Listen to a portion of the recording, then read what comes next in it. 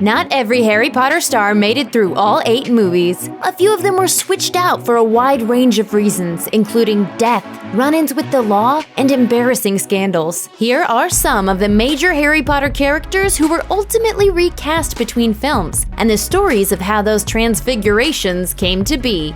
Although there are still plenty of Potter fans who prefer Richard Harris's depiction of Dumbledore, the role was nonetheless recast ahead of Harry Potter and the Prisoner of Azkaban after the 2-time Oscar winner passed away in 2002 from Hodgkin's disease. Harris had expected that he might not be able to carry on in the role forever, which he first took to please his granddaughter. He told the press that, "I'll keep doing it as long as I enjoy it, my health holds out, and they still want me. But the chances of all 3 of those factors remaining constant are pretty slim." The part would eventually go to Michael Gambon, who starred in all 6 following films. But Gambon wasn't the only British star invited to don the heaping wig and decadent cloaks. Years after the fact, Sir Ian McKellen revealed that he too had a shot at becoming Albus Dumbledore, but turned it down. I couldn't.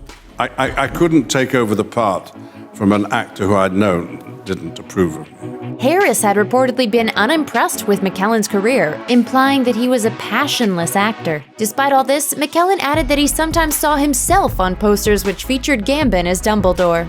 When Lord Voldemort first appeared on screen in Harry Potter and the Sorcerer's Stone, there wasn't a lot for the actor portraying him to do. After all, he was mostly hidden behind Professor Quirrell's turban throughout the story. And even when he did emerge, his face was superimposed on the back of Quirrell's skull. Richard Bremmer did what he could with the role, but wasn't surprised when he wasn't invited back to reprise his part in Harry Potter and the Goblet of Fire. Bremmer told This Is Northeast, "The producers spent a long time fighting to get me, so I'm very proud to have been the first. But the role is now being played by Ralph Fiennes, who's an old mate, in the 4th film. I've been in the business a long time, and it didn't surprise me that they went for a bigger name, being Hollywood-led, and I'm happy to pass it on to Ralph." Fiennes was already an A-lister by the time Sorcerer's Stone was released, having won Oscar nominations for Schindler's List and The English Patient, so it's no surprise that the filmmakers didn't seek him out for that brief CGI appearance.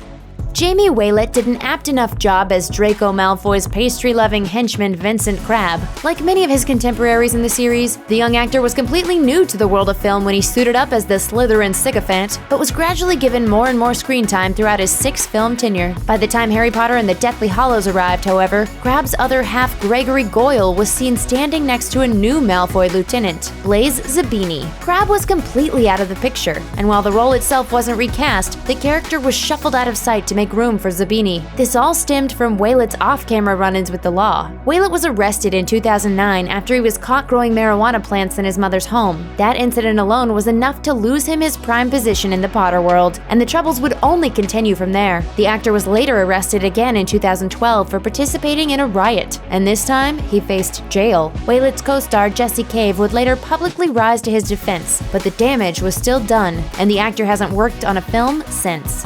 When the Gryffindor common room portrait known as the Fat Lady first appeared in Harry Potter and the Sorcerer's Stone, it was celebrated actress Elizabeth Spriggs who portrayed her. However, Spriggs' portrayal was brief and rather rigid in blithely asking for the prefect's password. So before the character would return in Harry Potter and the Prisoner of Azkaban, the actress was replaced with Dawn French. French brought a more comedic element to the character as she desperately tries to impress the Hogwarts student body with her glass-breaking operatic skills.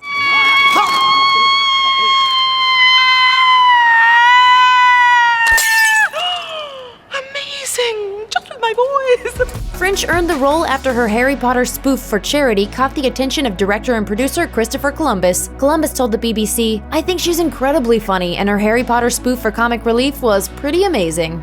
The casting of the Harry Potter films was entirely limited to British thespians, a rule so strict it even forced producers to turn down Robin Williams for the role of Hagrid. But Verne Troyer became the rare exception when he was cast as Gringotts banker Griphook in Harry Potter and the Sorcerer's Stone. Troyer was the only American actor with a major role in the film, but the character was voiced by his English co-star Warwick Davis, who also portrayed Professor Flitwick and another bank teller in the film. But by the time Griphook became more significant to the story in Harry Potter and the Deathly Hallows, Davis had taken over the role completely. Griphook has so much more depth to him that I've not ever been able to get into my work as Professor Flitwick, and so I went in and read for David Yates. Though it was never reported as the reason for Troyer's replacement, the actor had been caught up in a number of embarrassing scandals following the first film's release.